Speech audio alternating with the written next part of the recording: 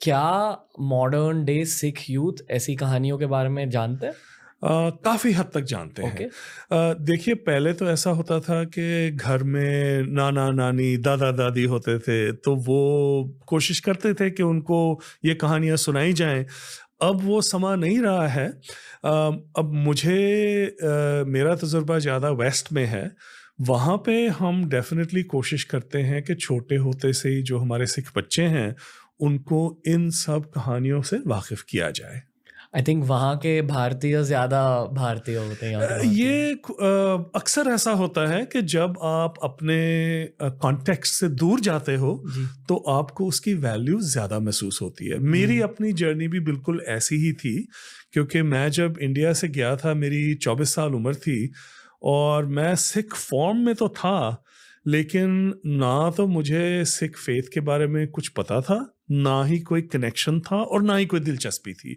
सो ये एक डेफ़िनेटली ये मेरे साथ ही नहीं हुआ, बहुत लोगों के साथ हुआ है कि जब वो अपने कॉन्टेक्ट से दूर चले जाते हैं, फिर उनके अंदर से ही कुछ निकलता है जो उनको उस कॉन्टेक्स्ट के साथ दोबारा जोड़ता है।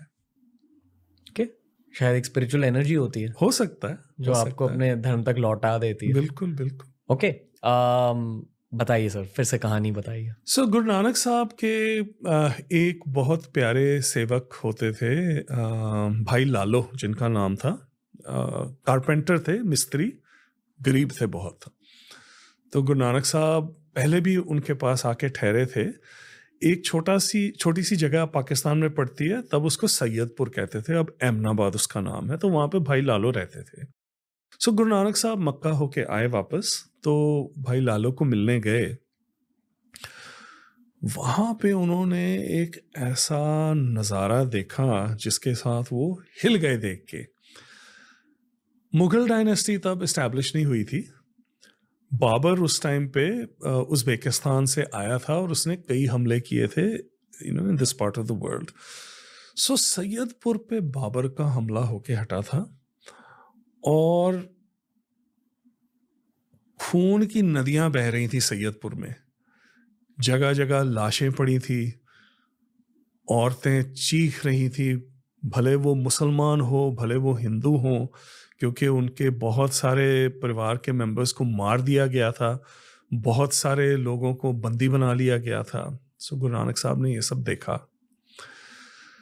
जब उनको पता लगा कि ये बाबर की करनी है, तो उन्होंने पूरी दिलेरी के साथ बाबर को डांटा।